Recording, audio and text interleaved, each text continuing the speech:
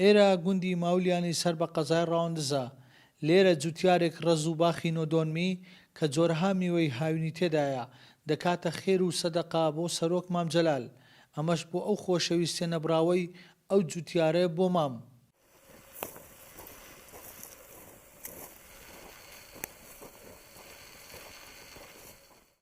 حاجی ئیسماعیل ماولی ماوەی 15 ساڵە ئەو ڕەز و باخە کردووەتە خێر و سەدەقە بۆ ڕوحی مام جەلال. وەسەتیشی کردووە لە دوای نەمانی ئەو باخە نابێت کڕین و فرۆشتنی پێ بکرێت، بەڵکو دەبێت وەک ئێستا بۆ سەرۆک مام جەلال بکرێتە خێر و سەدەقا. ئەمن ئاوم هینا ئێرانە لەسەر ئەرچی مام جەلالی ئاوم هینا ئێرە ئەو باغەشم لەبەر ئەو ئاوەی چەقان لە مارێ زیاد بوو ئەو باغم لەبەر چاند.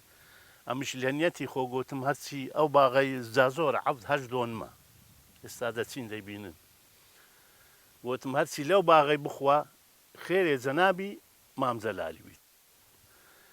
زا وەسیەتم کرد لە منداڵەکانی خۆ ئەمن ئەو باغی وەسیەت دەکەم فرۆتنی لەسەر نەبی، نەک هەتا مام جەلال مابی، هەتا خوا دنیایەتی کە داوعەتی ئەو باغی مابی وەسیەت بی هەرچی لێ بخوا ئەوە نووسیتم.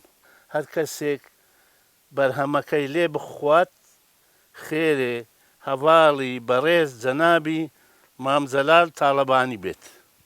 بە ژێرەی دیتبوویان لە تەلەڤیزیۆن و زانیتیان و دێن سندوقیشم لێرە داناینە هەرچی دێ سندوقەشی لۆخۆ پڕ دەکا و دەڕوە.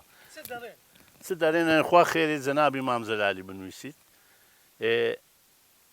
بێ بالمقابل لۆ هەموو خەرکەچیش دۆست دوژمن چا خەراب لۆ هەمووی وەکو یەکە نەکات لۆ هیچێتەکان. لەبەر خۆشەویستی زۆری بۆ سەرۆک مام جەلال حاجی ئیسماعیل کوڕێکی ناوناوە مام جەلال. کوڕەکەشی دەڵێت هەمیشە یارمەتی باوکم دەدەم لەو ڕەز و باخە و ساڵانە میوەکان زیاد دەکەین تا بتوانین زیاتر خێر بکەین بۆ سەرۆک مام جەلال.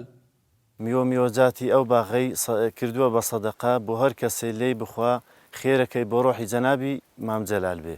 هەرچەندە ئەمە شتێکی زۆر بچووکە لە ئاست گەورەی و خەباتی ئەو پیاوە بەڕێزە، چونکە جەنابی مام جەلال سەرۆکێک بوو، پیاوێکی بەڕێز بوو، جێگای شانازیە بۆ هەموو گەلی کورد. بەڵام جارێکی تر لێرەوە ئێمە بەڵێن و ڕاستگۆی خۆمان دووپات دەکەینەوە بۆ ڕۆحی جەنابی مام جەلال و ڕێبازە پیرۆزەکەی ئەو کە بەردەوام بووینە و هەر بەردەوامیش دەبین. گوندی ماولیان نزیکەی 20 کیلۆمەتر لە قەزای ڕەواندوزەوە دوورە و بە بەرهەمی ترێ و هەنجیر بەناوبانگە. لە شۆڕشی نوێ بۆ خزمەتکردنی پێشمەرگە ڕۆڵێکی بەرچاوی هەبووە. خاتو زەرنەبی هاوسەری حاجی ئیسماعیل دەڵێت پشتیوانی هاوسەرەکەم دەکەم بۆ ئەو خێرە گەورەیە هەمیشە یارمەتی دەدەم. دەشڵێت چەندین بەسەرهات لەو باخە دوای ئەو خێر و سەدەقەیە ڕووی داوە و بۆیە ئەو باخچەیە بە پیرۆز دەزانم. وەڵێ ئەو ژنێ سەردانیێرێکی خوشتی منە نەخۆش زۆر نەخۆش بوو، دەنجی نووسا بوو، گەروی قەپات ببوو. هاتەک نەمە لێرشکە باسی بۆ پیاوەکەم بگوتی من دەنگم نووسا و تقریبان 2 مانگاوی دەنگم قەپات بووە. ئەمیش هەنجیرم هیچ کردبوون هاوین بردستان بوو هەنجیرەی هاوینێ بوون هیچکم کردبوون هەنجیر و مێژ و ئەو شتانم چاک کردبوون کرۆز کۆم هەموو هیچکم کردبوون هەنجیرەکان لۆ هینان وڵا کە خواردنی تەبحەن هەندە پێی نەسوو کە دەنجی بۆوە. پیاو کەسم لێم کرد بەسەر بەرگوتیەوە خێری گۆڕی مام جەلالی هەرچی بخوا پێ چاکە بی.